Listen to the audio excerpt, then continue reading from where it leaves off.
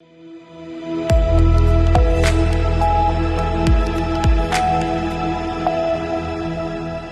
में जब रेलवे जाएगा तो रेलवे में बहुत बड़े तादाद में गरीबों का दोहन होगा।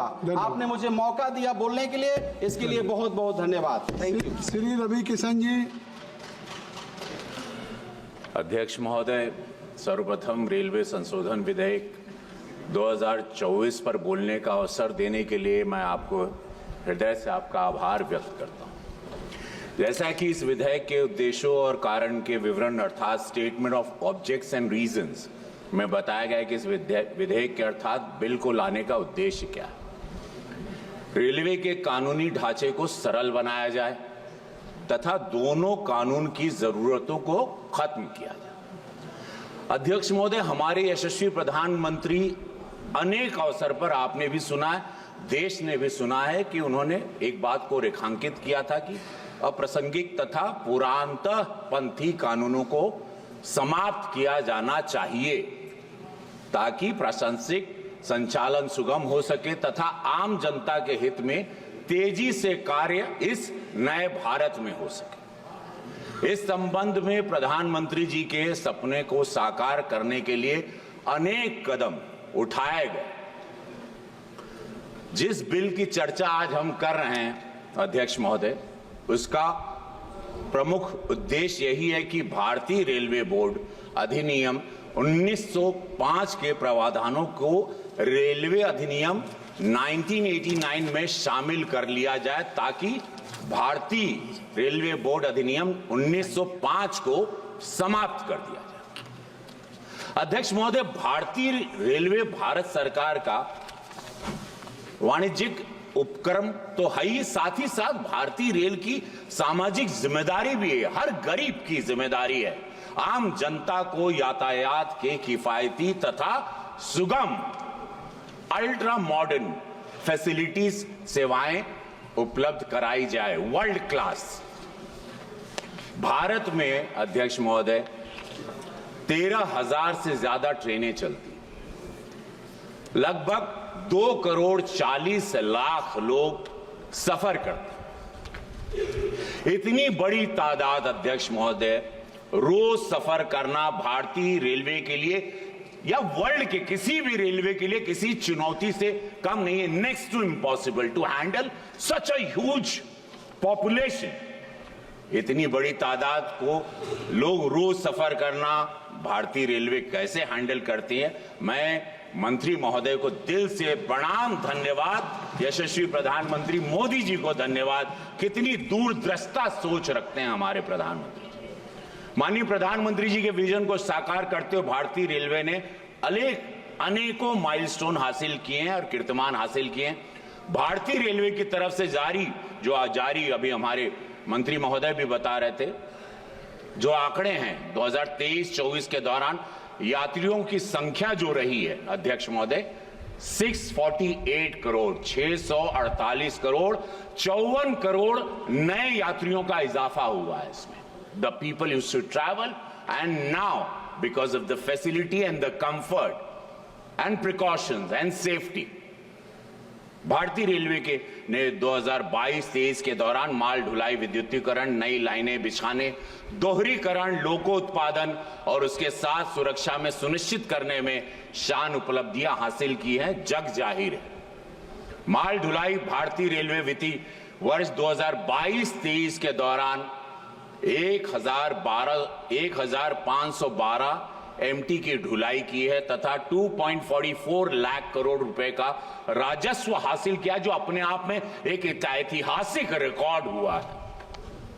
और अध्यक्ष महोदय, इस सबके पहले मैं सभी हमारे माननीय सांसदों को भी बताना चाहता हूं कि नरेंद्र मोदी जी की सरकार के पहले, एनडीए की सरकार के पहले यही रेल, यही व्यवस्थाएं, क्योंकि हम लोग देहात से थे तो हम लोगों से वो भारत भी हमने देखा है और इस भारत को भी 10 साल में देखा है।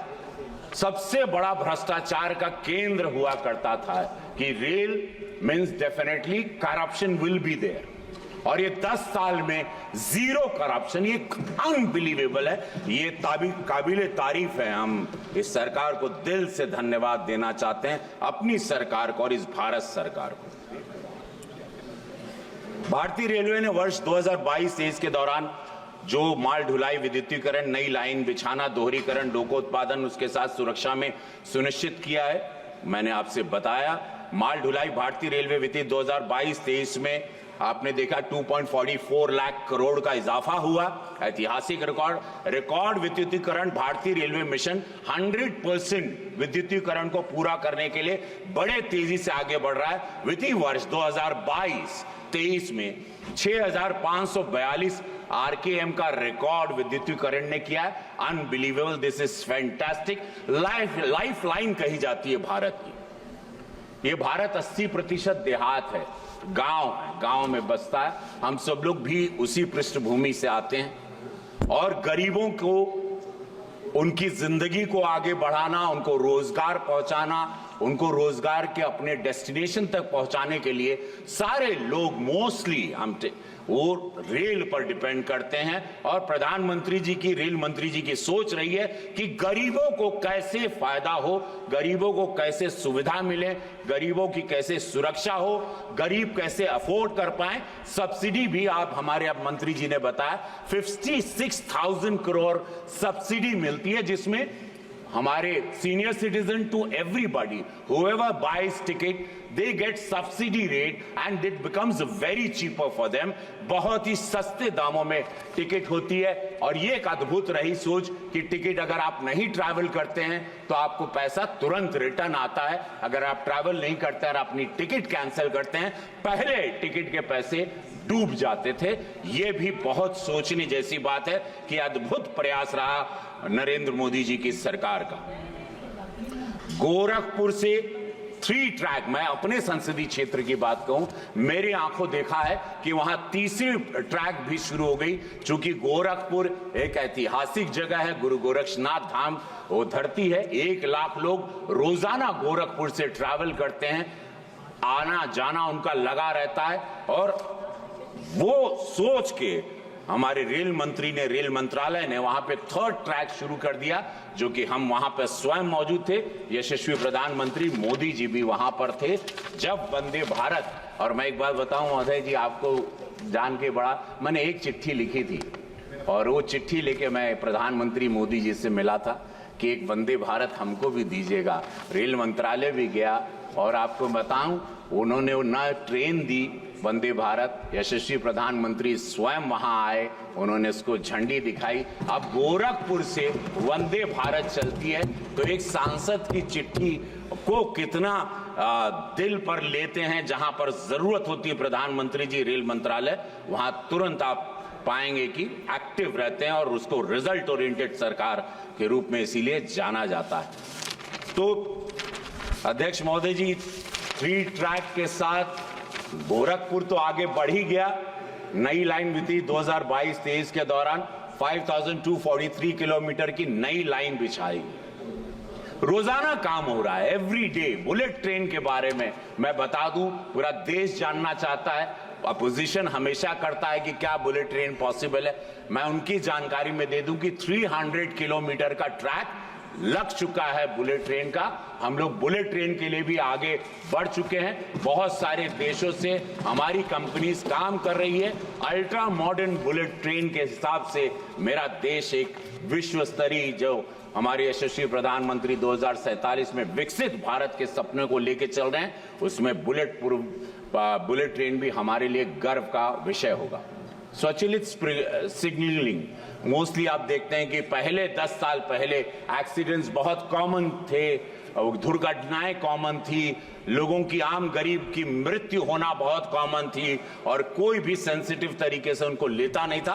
भारतीय रेलवे ने मौजूदा उच्च यातायात वाले मार्गों पर अधिक ट्रेन चलाने की लाइन क्षमता बढ़ाने के साथ स्वचालित ब्लॉक्स सिग्नलिंग कर दिया, जहां सिग्नल्स होंगे जरिए 2022-23 में 530 किलोमीटर आधुनिकीकरण हो चुका है, जहां पर सेफ्टी है, सिग्नल में ऑटोमेटिक सिग्नल्स हैं, आपके ट्रैक्स को चेक किया जाता है, आपके ट्रैक्स को ऑनलाइन चेक किया जाता है, आपके ट्रैक्स पर सीसीटीवी के द्वारा उस पर वॉच होता है। जैसे कि आप देख रहे हैं कि बहुत सारे देश विरोधी तत्व वहां पर ट्रैक पर अलग अलग आजकल वस्तु आपने देखा होगा रखते हैं, जिससे ट्रैक पर एक्सीडेंट होने के चांसेस ज्यादा दिखाई देते थे। और लोग आप देश विरोधी ताकतें भी हैं कि सरकार को कैसे क्षति पहुंचाए। तो आपने देखा होगा पिछले 2-3 महीने में ट्रैक पर कोई लोहा रख रहा है, कोई साइकिल का पहिया रख रहा है, कोई छोटे विस्फोटक चीजों को रख रहा है। ये सारी चीजें भी देखने आई। लेकिन उन सभी लोगों को बता दूं कि ऑनलाइन चेकिंग भी सीसीटीवी द्वारा हो रही है, सभी ट्रैक्स पर नजर भी रखी जा रही है। ये हमारी सरकार द्वारा, हमारे रेल मंत्रालय ने एकदम हाईटेक इस फैसिलिटीज को किया, मैं उनको धन्यवाद देता हूं। इसके अलावा डिजिटल इंटरलॉक स्टेशन, फ्लाईओवर निर्माण, गति शक्ति फ्रंट टर्मिनल इत्यादि के क्षेत्र में भारतीय रेलवे ने नए नए कीर्तिमान स्थापित किए हैं। हमारी अर्थव्यवस्था में महत्वपूर्ण योगदान हुआ है। अध्यक्ष महोदय, कृपया समाप्त करें भैया। इतना उपलब्धि और थोड़ा टाइम लगी, हो गए बहुत हो गए 2 मिनट। अध्यक्ष महोदय, बहुत आ गए, बहुत, अरे अभी बहुत किए हम लोग, जनता है, इतना अचीवमेंट कैसे गिनवाएंगे? हो गए 2-3 घंटा था हमके। अच्छा, कृपया संक्षिप्त करें। अरे इतना काम कैसे सरकार के लिए तो बोले के पड़ी, गागर में सागर भर देगा ना ही हो माना। इसके अलावा डिजिटल इंटरलॉक महत्वपूर्ण योगदान, मेरे मानना है कि भारत को $5 ट्रिलियन अर्थव्यवस्था बनने भारतीय रेलवे को बहुत महत्वपूर्ण योगदान है। अध्यक्ष महोदय, गोरखपुर महंत अवैधनाथ माननीय योगी जी की कर्म भूमि है। आपके माध्यम से मैं सरकार को धन्यवाद कहना चाहता हूं कि गोरखपुर जंक्शन को आपने 500 करोड़ का, रेल मंत्री जी को मैं दिल से, यशस्वी प्रधानमंत्री जी को कोटि कोटि धन्यवाद कि 500 करोड़ रुपया अध्यक्ष महोदय हमारे मेरे संसदीय क्षेत्र को पारित हो चुका है। प्रधानमंत्री जी ने जिसका शिलान्यास किया, गोरखपुर स्टेशन को NSG 1 श्रेणी में शामिल किया गया। इस श्रेणी में आने का मतलब कि गोरखपुर स्टेशन के विकास पर अधिक पैसा खर्चा किया जा सकता है।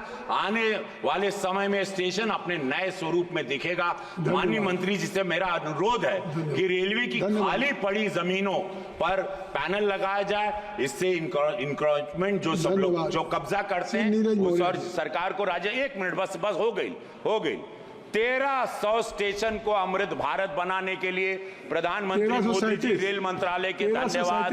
88 साल बाद कोसी रेल महासेतु के लिए प्रधानमंत्री जी को धन्यवाद। और ऐसे अनगिनत बात, लेकिन अब आप बोल रहे हैं तो मैं शांत हो रहा हूं। बहुत धन्यवाद। धन्यवाद। माननीय अधिष्ठाता महोदय,